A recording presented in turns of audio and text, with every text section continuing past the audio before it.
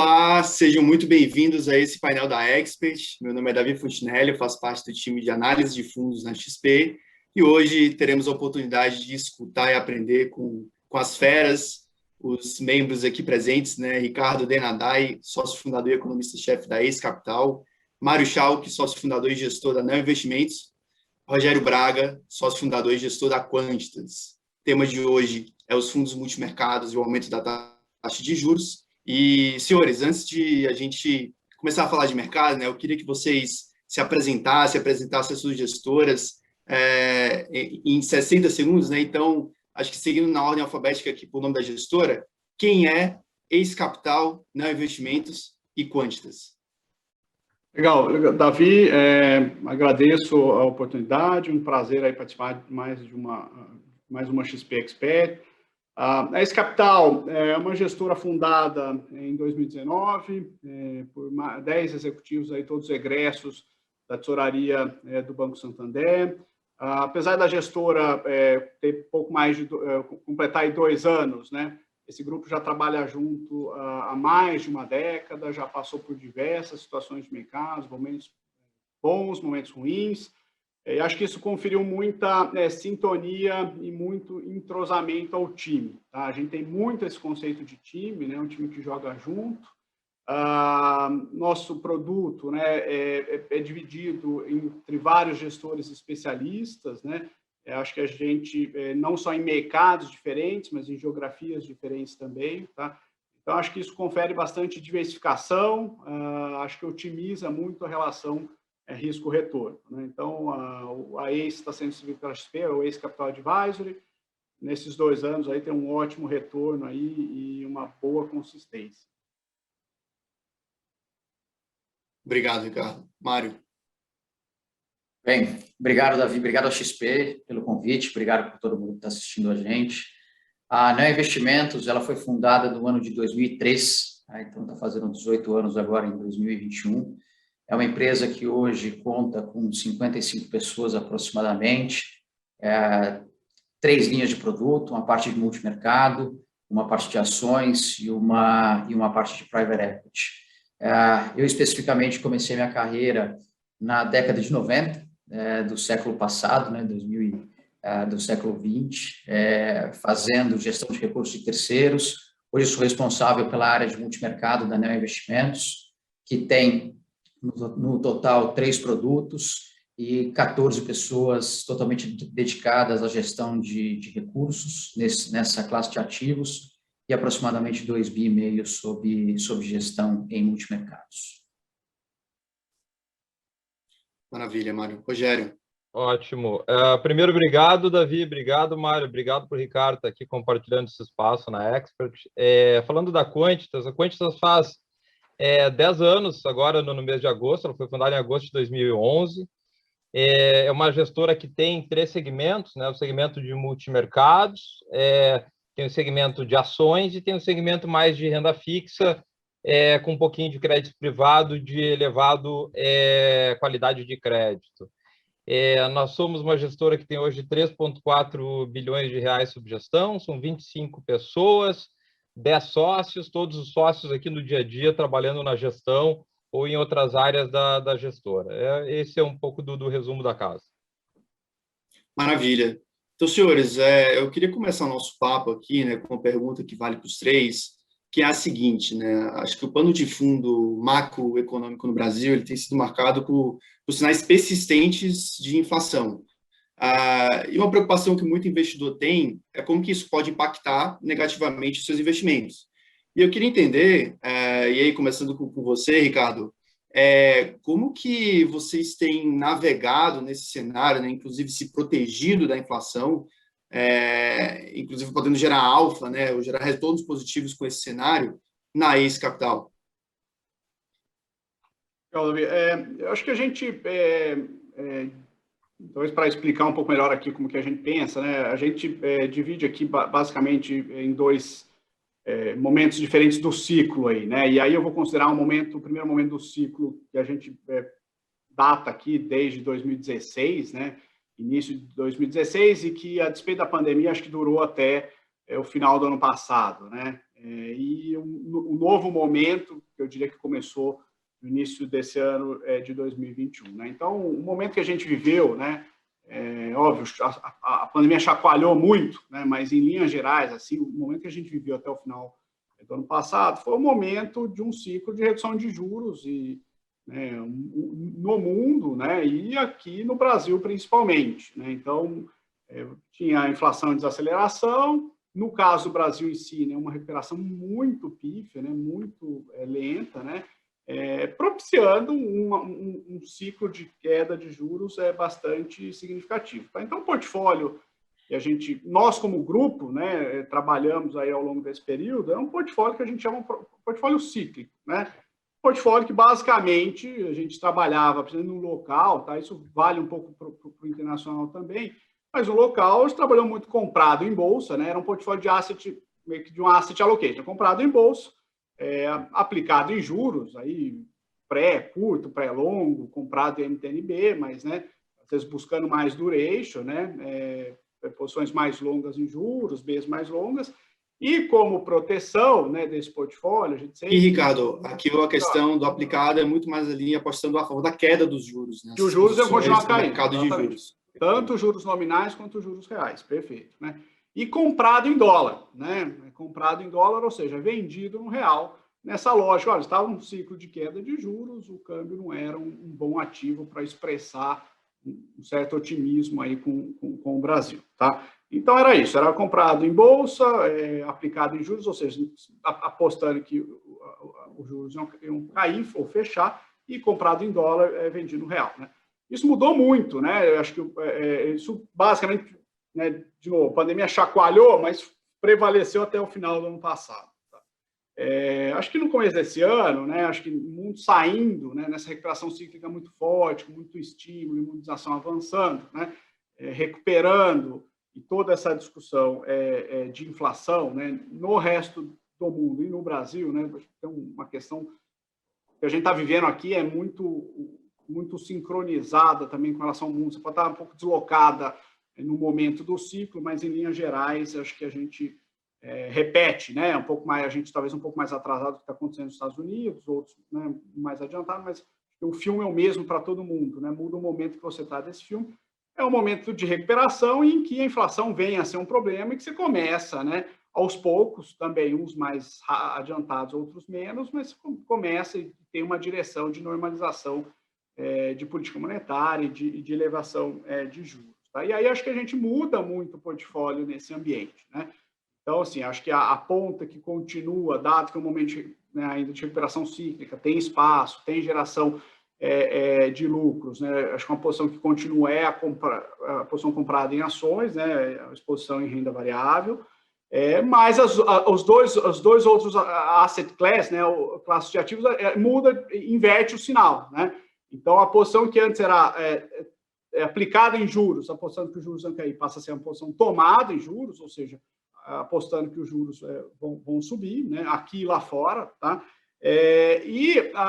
Muda a posição no câmbio. Né? O câmbio, que era a posição comprada em dólar, vendida no real, né? No nosso entender, o que a gente vem carregando aqui é uma posição vendida em dólar e comprada no real. Né? Então, as duas apostas otimistas aqui no Brasil continua sendo a bolsa e passa a ser o câmbio, e a aposta pessimista, né, passa a ser essa posição tomada em juros, que é uma posição que você ganha com a alta de juros também, né? Mudando muito entre vértices, entre nominal, real, às vezes com posição simplista, então operando com a expertise toda que a casa tem em renda fixa, né? Sempre buscando o melhor instrumento para essa posição, mas a lógica do portfólio que a gente tem é essa, tá?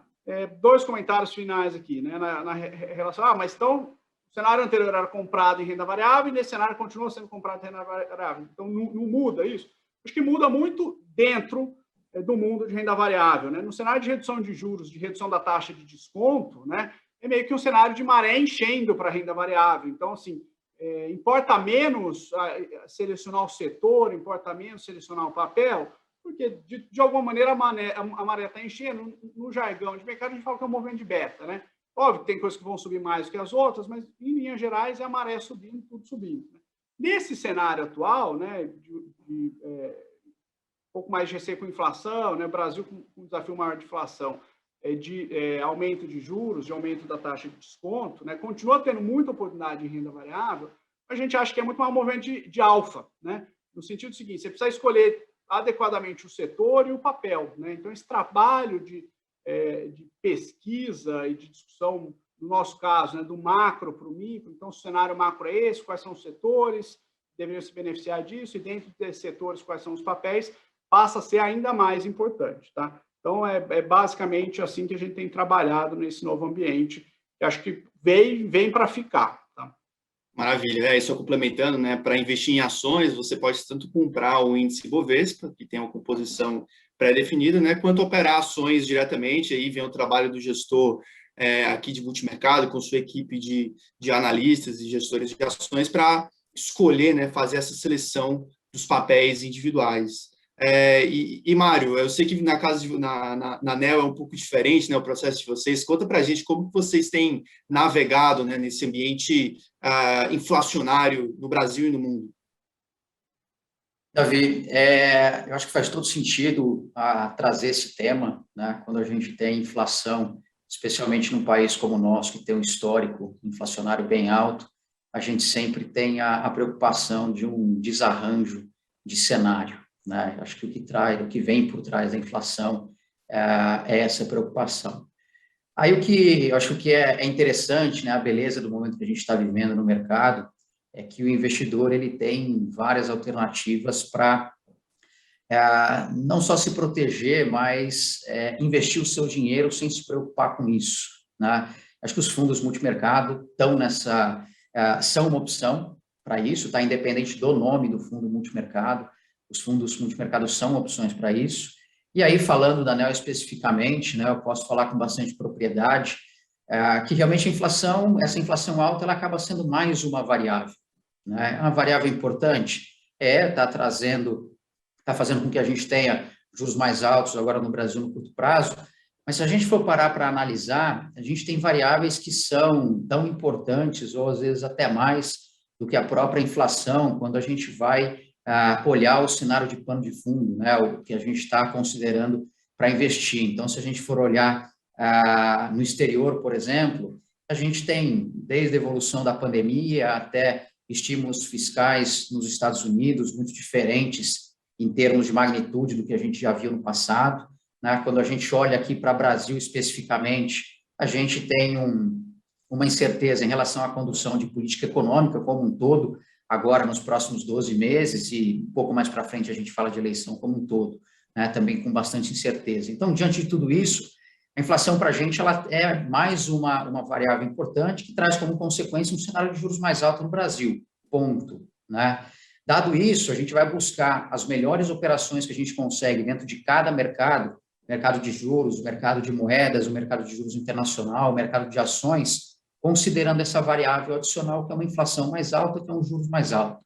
Então, a gente vai buscar, por exemplo, dentro da parte de juros, muitas operações, olhando principalmente a inclinação de curva de juros, olhar um vencimento contra outro, de repente apostar na queda da taxa em um vencimento e apostar na alta em outro vencimento. Quando a gente fala em moedas, por exemplo, como o Ricardo introduziu, a gente olha o real, por exemplo, contra moedas de outros países emergentes, passando a ter um carregamento positivo, né? Um país como o Brasil, que tem problemas econômicos, a gente conhece, mas a gente consegue identificar outros países que têm problemas econômicos tão parecidos quanto os nossos, moedas mais apreciadas, taxas de juros mais baixas. Então, o real se desponta como uma alternativa interessante de investimento contra outras moedas de países emergentes, às vezes não necessariamente contra o dólar, contra o real, que são coisas que a gente olha. E dentro do mercado de ações, a gente tem uma equipe que se pauta muito pela análise fundamentalista, e quando a gente vê esse cenário de juros mais alto, a gente consegue identificar determinados setores. Posso falar aqui do setor de seguradoras, do setor financeiro como um todo, bancos, que sofreu muito, né, recentemente em função de uma taxa de juros historicamente baixa no Brasil, e que tem total condição, com a retomada de economia, como a gente está vendo agora, com a evolução da pandemia, com o cenário de juros mais alto, ter performance muito melhor do que outros setores que tiveram boa performance justamente em função dessa taxa de juros mais baixa, setores, por exemplo, que têm um endividamento muito alto, por exemplo, né, que conseguem, em ambiente de juros baixos, reduzir muito sua despesa financeira. Então, o que a gente faz é, dentro de cada um dos mercados que a gente atua, ajustar essa variável, que, como eu falei, não é irrelevante, mas é apenas, do nosso ponto de vista, mais uma variável para a gente continuar a conseguir trazer retorno para os nossos produtos, independente desse cenário diferente que a gente vive agora em 2021. E só reforçando, Mário, que você comentou, né, que é super importante, os fundos multimercado, acho que independentemente de nome, eles têm essa flexibilidade para navegar esse ambiente inflacionário, né? Então, de fato, eles podem operar diferentes mercados, inclusive capturar retornos positivos com isso. E Braga, eu sei que na Quantitas também, né, a maneira como vocês investem, né, é um pouco diferente aí do restante da indústria. Explica para a gente como que vocês têm aproveitado as oportunidades nesse cenário. Davi, eu queria voltar só para 2019, que eu acho que é um ponto de partida interessante, para entender como a gente operou esse ambiente mais inflacionário no Brasil e no mundo, né, nos últimos, talvez, 12 meses. Mas voltando lá para o final de 2019, a gente teve no Brasil talvez uma das grandes oportunidades de proteção de portfólio no mercado de inflação. A gente tinha inflação implícita negociada no Brasil, que é uma diferença entre as taxas pré-fixadas e o IPCA+, é inflação, efetivamente, o IPCA, negociada em vencimentos longos no Brasil a 13,5, né? 13,5, 3,6, né? E nós estávamos lá, desde o final de 2019, comprados em inflação implícita, que acabou, de alguma maneira, ajudando a defender muito nosso portfólio de renda variável durante a crise mais aguda ali em março de 2020. Quando veio o estouro da crise, né, as curvas de juros, o cenário de inflação, o prêmio de risco, né, no primeiro momento foi lá para cima, né? Então, e de lá para cá, o que aconteceu? Na crise, teve um movimento de estímulo monetário e fiscal muito abrupto, muito intenso, como, vai lá, não antes visto, né? A oferta de moeda, tanto nos Estados Unidos, como em outros países desenvolvidos, como no Brasil mesmo, cresceu muito, né? Nos Estados Unidos, mais do que 30%, no Brasil, em 2 anos, aí 40%.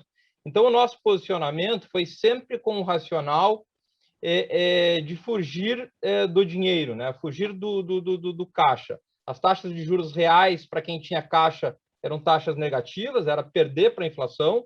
O gestor acorda de manhã com o seu portfólio, a taxa livre de risco está muito abaixo da inflação, tanto no Brasil como no mundo. E como a emissão e como a oferta de moeda tinha se ampliado muito, a gente, de alguma maneira, quis ter bastante exposição a tudo, né? E reduzir a nossa exposição a dinheiro. A gente chegou a ter exposição a commodities, chegou a ter exposição a ações, por que não? Dado que ações, de alguma maneira, elas são, de alguma maneira, um ativo real. Você não fabrica 2 empresas, você não cria 2 empresas, como cria 2 celulares, como produz 2 televisões, né? Então, a gente entendia que ter equity no portfólio era uma maneira de se proteger para a queda do valor do dinheiro também, né? Claro que aí as posições mais tradicionais também, né? A posição comprada em inflação curta, né? A gente chegou a ter muito nos últimos tempos, né? Posições compradas em juros, né? Apostando que a taxa vai subir, né? Quando o título pré-fixado perde, né? Mas a taxa, no mercado futuro da B3, é possível você apostar na alta das taxas de juros, né?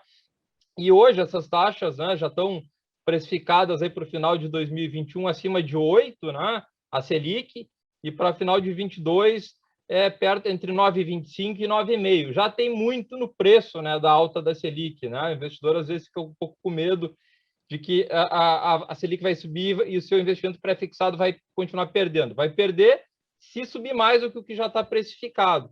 O nosso ponto todo, e para fechar aqui, Davi, é que a curva de juros, né, as taxas, tem que ter bastante prêmio de risco. Então, a gente tem tentado muito na compra do DI futuro, apostando na alta da taxa. Quando essas taxas se aproximam mais ou menos do que a média dos economistas está prevendo, né, ou seja, o prêmio de risco fica relativamente reduzido, a gente tem entrado na compra. tá? A gente acha que o cenário no Brasil e no mundo demanda prêmio de risco nas taxas, porque se imprimiu muito dinheiro, o estímulo foi muito relevante, como eu já falei antes, então a gente tem atuado em juros comprando aí taxas. Maravilha, né? E só reforçando alguns exemplos de ativos, né, que os gestores multimercados podem comprar nesse cenário, né?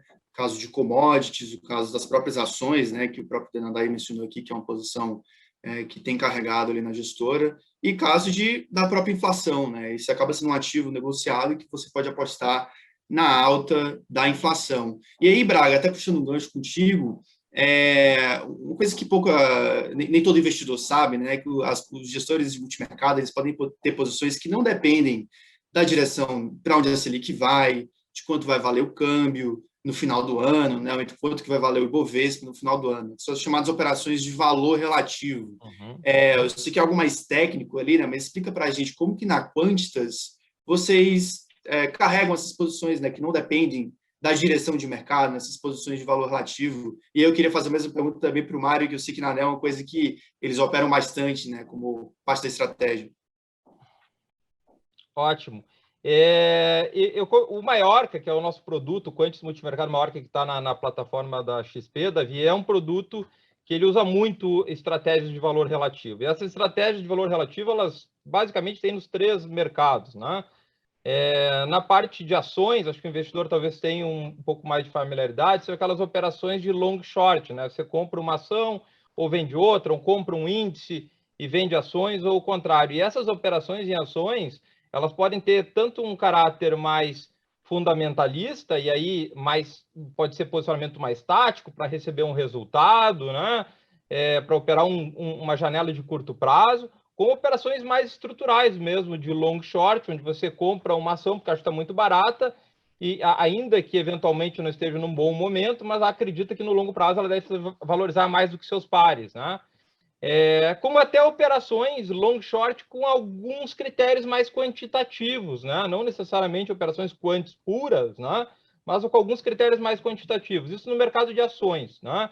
No mercado de moedas, eventualmente para o investidor não ficar exposto, né, ao dólar, né? Claro que operações em moedas de valor relativo sempre são com 2 moedas, mas às vezes para não ficar exposto ao dólar, pode se operar dentre a classe de moedas emergentes, operações de valor relativo entre moedas emergentes, e aí sem exposição ao dólar ou euro, ou, né, essas moedas que tendem a performar melhor, moedas de países emergentes em eventos de risco.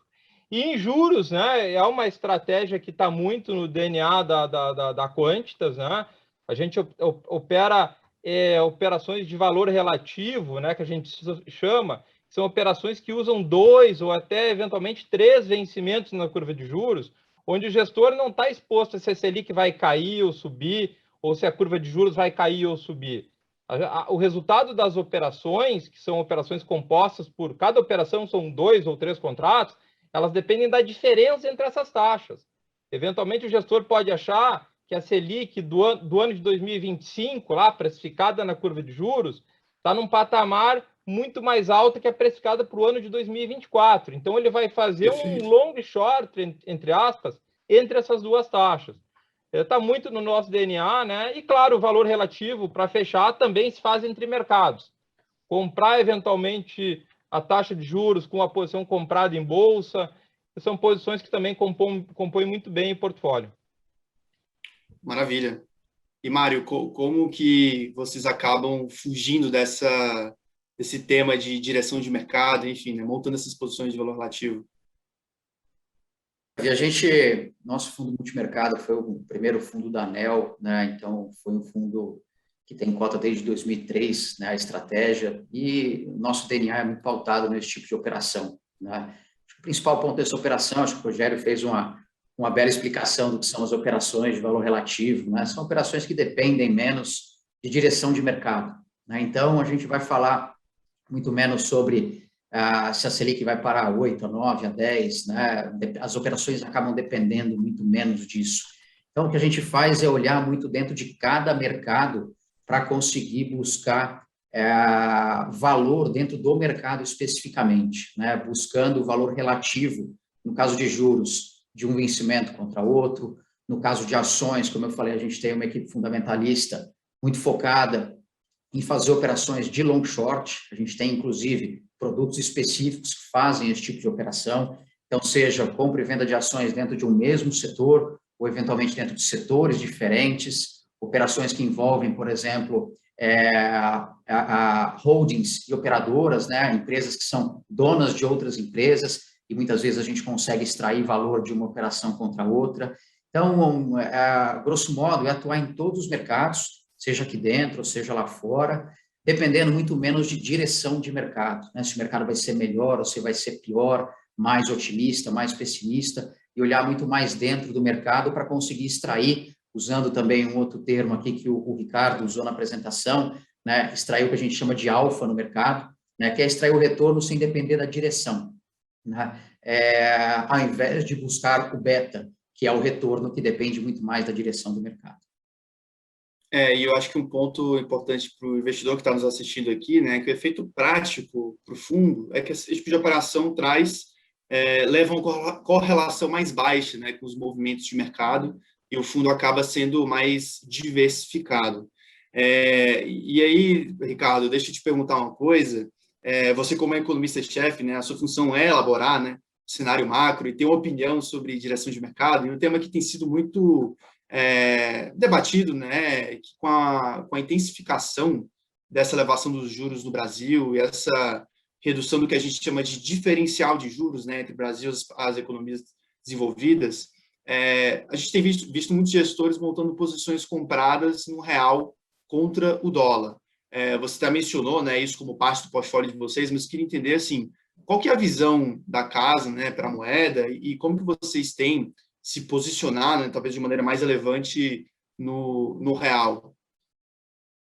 Eu acho que é um pouco a lógica, né, que eu descrevi na primeira parte, né, de como é que a gente, no momento que a gente estava, em que ciclo, né, que a gente estava aí até o final do ano passado, principalmente nessa lógica de redução de inflação, redução de juros, né, e agora, né, que a gente marca aí, no início de 2016, no início de 2021, né, perdão. Acho que o que mudou, né, então a gente tinha uma posição, na verdade, que a gente apostava contra o real, né, e agora a nossa posição atual a gente aposta a favor do real, né, que o real vai apreciar. E o que mudou, né, principalmente do ponto de vista de fundamento, né, acho que são 4 coisas principais, tá? A primeira, a gente fala o seguinte, que o Brasil recebeu uma dádiva divina, que foi uma hipervalorização dos preços de tudo que é relevante que a gente exporta, né? Principalmente das commodities agrícolas, papel celulose, minério de ferro, né? Quase tudo. E não é que subiu 10%, 15%, subiu 50%, 100%, né? Então, assim, primeiro ponto foi isso, né? Essa dádiva que em economia a gente chama um grande choque positivo de termos de troca, que é basicamente isso.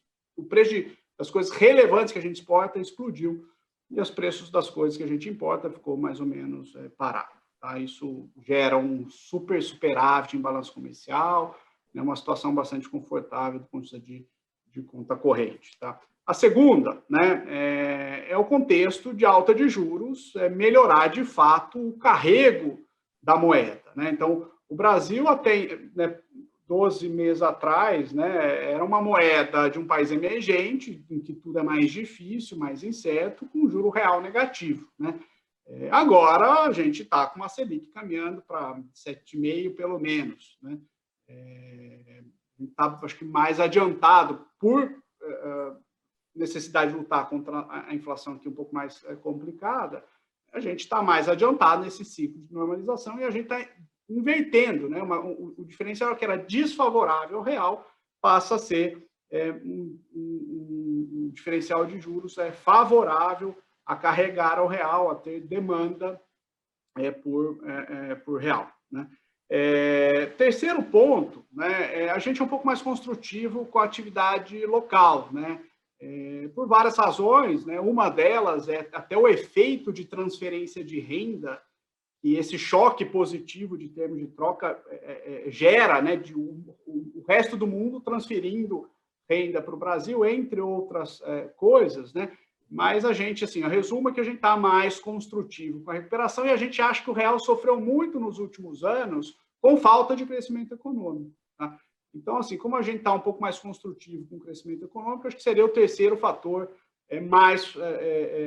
que nos deixa, né, mais construtivo com apostar favoravelmente à apreciação do real. Tá? E o quarto é a questão de preço. Né? Acho que a gente está numa taxa de câmbio real bastante depreciada. Pode depreciar, mas pode, né? Sempre pode. Né? Tem vindo eleição, risco político. São riscos importantes.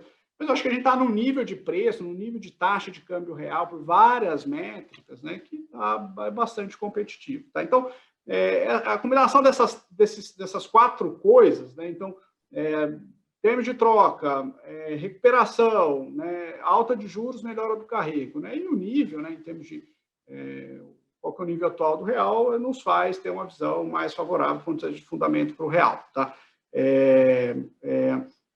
Os riscos disso, né, acho que local é basicamente político e fiscal, né, e aí o político fiscal dá para dividir em dois. Né, acho que a ameaça constante que a gente tem ao rompimento do teto dos gastos, que tem sido uma âncora fiscal bastante relevante, né, agora, esse mês em particular é um mês sempre mais complicado.